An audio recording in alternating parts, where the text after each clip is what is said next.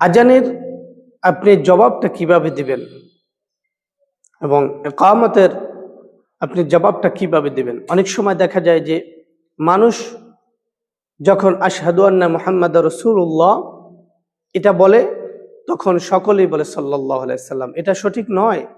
সঠিক হলো আজানের যে শব্দ, ঠিক সেই শব্দগুলো উচ্চারণ করতে হবে। শুধুমাত্র হাইয়া আলাস সালাহ, হাইয়া আলাল ফালার জায়গায় লা হাওলা ওয়ালা কুওয়াতা ইল্লা বিল্লাহ। আকামতের অবস্থাও একই, শুধুমাত্র কদ কামাতিস সালার জায়গায় আকামাহুস সালাতু ওয়া আদামা। এই যে দুটি শব্দ, শুধুমাত্র এটার ভিতরে পার্থক্য, আর কোনো পার্থক্য নেই। আজান আকামতের যে শব্দগুলো, ঠিক সেই শব্দ বলতে হবে। আশহাদু আন্না মুহাম্মাদুর রাসূলুল্লাহ শুনলেই সাল্লাল্লাহু আলাইহি সাল্লাম বলা যাবে না, আশহাদু আন্না মুহাম্মাদুর রাসূলই বলতে হবে। আল্লাহ তাআলা আমাদের সঠিকভাবে আজান এবং ইকামতের জবাব দেওয়ার তৌফিক দান করুন।